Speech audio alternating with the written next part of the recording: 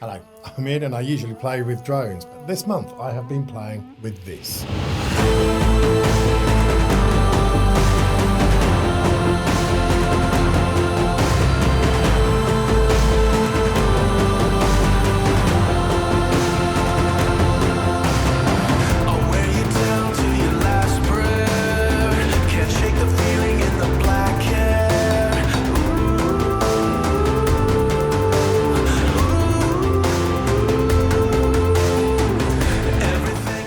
Here it is, a little bit big to put up in the studio upstairs.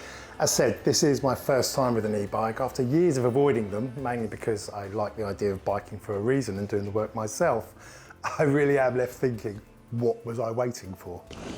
Why have I not had an e-bike before? You still got to pedal, you still got to do work. This just makes life that little bit easier for you. Absolutely brilliant. That's the thing I love about the bike. It does not have a throttle. It won't move unless you're pedaling. And even then, it definitely does not do all the work for you. You still have to pedal, but crucially, you can choose the level of help you want. Riding modes there, eco, normal, sport, turbo, turbo plus to the max. You've got 5 different levels of power assistance that adjusts itself automatically through an insanely well-designed torque sensor. The harder you have to pedal, the more the power assistance gently kicks in, always making things that little bit easier. Great on the level and absolutely brilliant going uphill. So first off, why do I love it? And I genuinely do. You know the score with my channel, if something's bad, I will say so loud and clear, but this thing really did blow my mind. Starting off with its look. This is very much a street bike designed for tarmac, but as you can see, it's not too bad on the trails either. Like here on the South Downs Way, it's fairly lightweight for an e-bike. It's around 17 kilos or 37 pounds, made of an aluminium alloy. And whilst it looks smart enough, what I really like is that it is not actually an obvious e-bike. For a start, the battery is hidden in the diagonal frame tube, and whilst it can be removed for service, it's hidden and normally stays in place with the charging of the bike via its little charging point on the side of the pedals.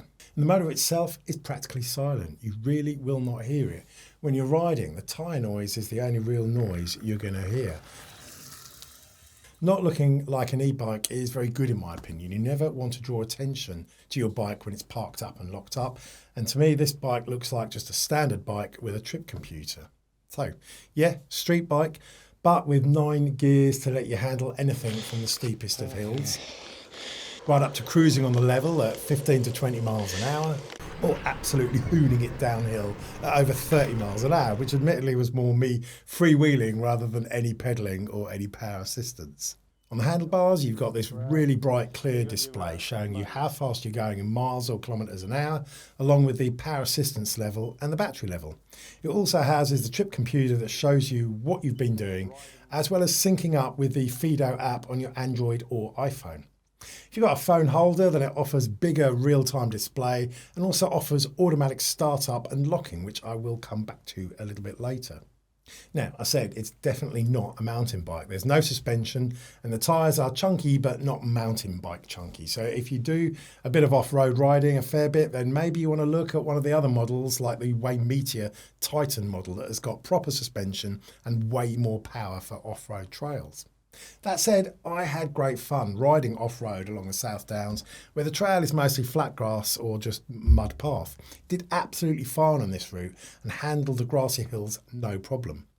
Now, I mentioned 9 gears, great for going up steep hills or cruising at higher speed, but in truth, with the power assistance on, I tended to just use the upper range of gears, 6, 7, 8. Well, what's nice is that as you're cycling along and if you come to a slight hill, you don't always have to change down a gear.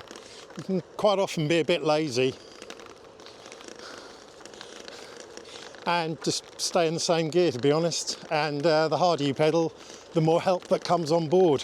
The handlebar is nice and solid, and it houses obviously the brakes, the computer, and on the left it's got controls for the front light, horn and power assistance level. Whilst on the right you've got the gear changing levers that are truly brilliant design, just pushing out one lever to move up a gear each time and pushing the other lever out to move down a gear. No throttle, and the power of the motor is a street legal 250 watts max. So did a bit of a quick unbox and assembly part of the video, but if you want to jump to me taking it out for my first ride, I will put in the chapter time around here somewhere.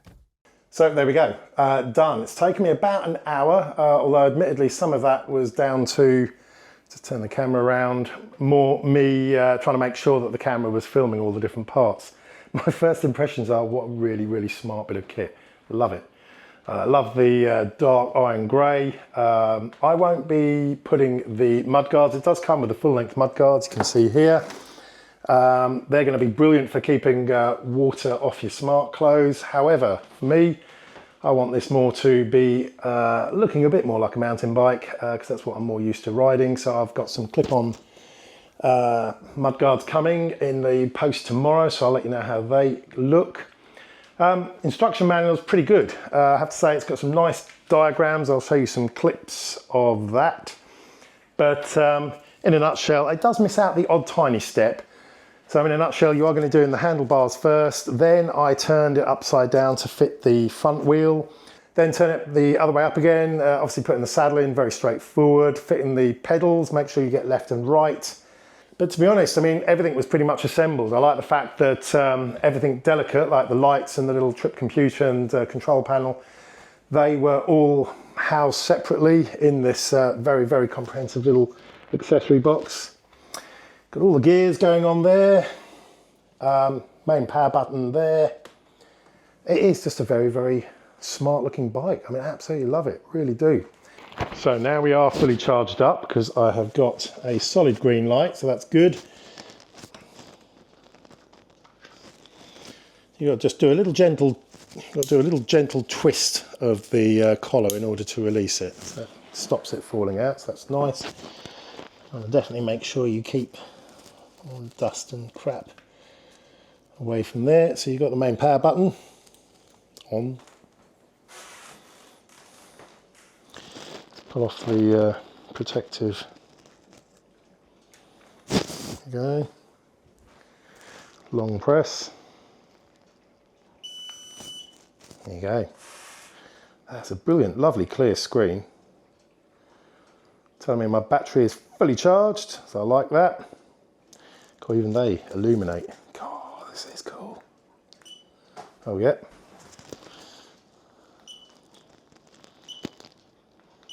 Like that. Love that. Honk. That is a loud little honk. You got miles per hour. I think if you long press, jumps to kmh. However, here we are in lightly, I'll stick to miles per hour. Then you've got your modes. You can your different. So without further ado, turning the camera around, I think it's best I chuck this in the car and take it up and take it out for its first spin.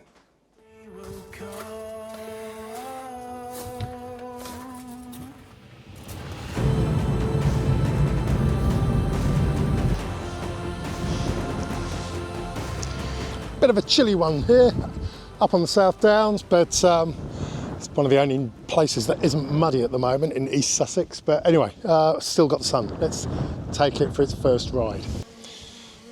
Okay, Mini 4 Pro up to keep me company. Beautiful, beautiful day up here on the South Downs. Let's get this boy going. Turn it on. And turn it on.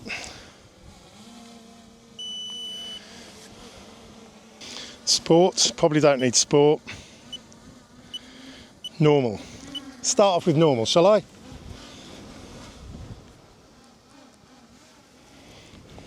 Go on then. Oh yeah, okay. So, Ian's first time on an e-bike and you can feel it.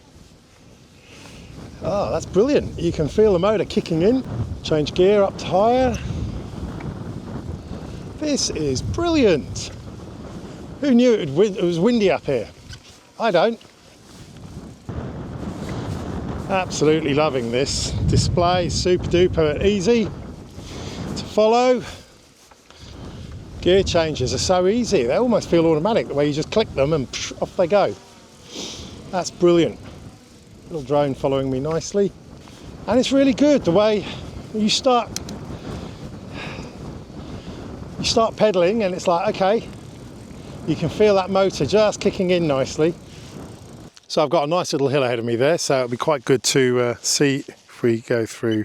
I mean, why go for sport? Why even bother with turbo when you've got Turbo Plus? So really, I think let's just do that. I'm in Turbo Plus mode. Turbo Plus is just literally, I'm going to help you out a lot more. So I am going uphill.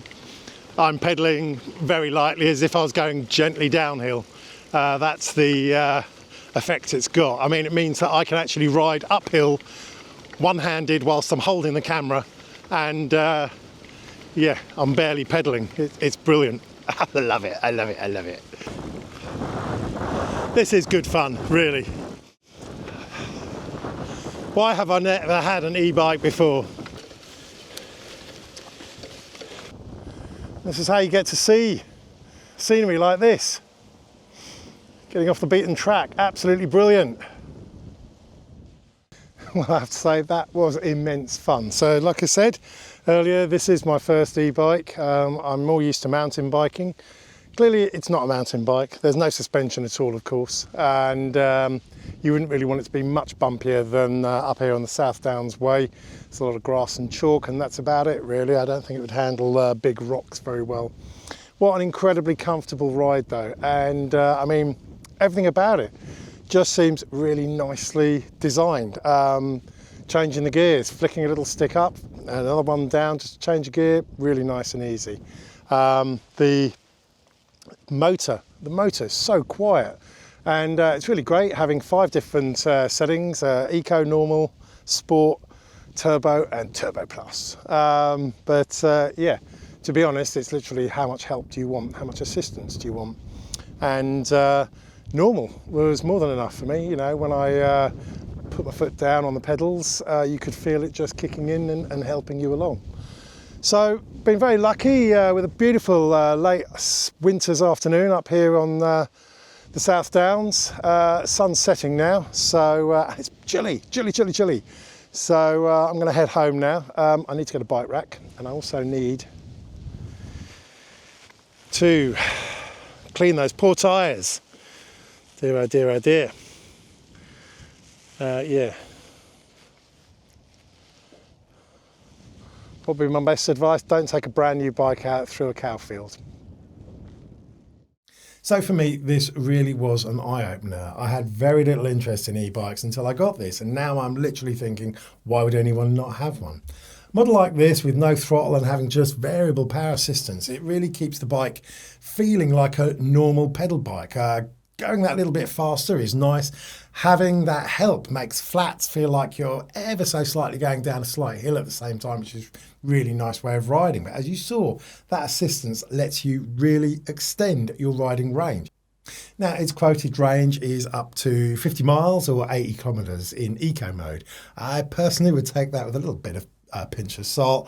On my big 20-mile ride, I was mostly using normal mode, which admittedly is one step up from eco mode, and I got around 17 miles or what was that, 25 k's. Now, in fairness, that was on the battery's first full charge, and I know lithium batteries will normally improve their performance a little bit after a few charging cycles. The app is good, and there's even a Fiido Mate smartwatch that not only links with the trip computer, but it also offers other functions like proximity unlocking when you go close to the bike with your watch, just as the app does with your phone. Now look, whilst that's nice, you've got to keep in mind that unlocking is just enabling the battery and the computer. Without those though, it's still a normal pedal bike that can be ridden away by anybody.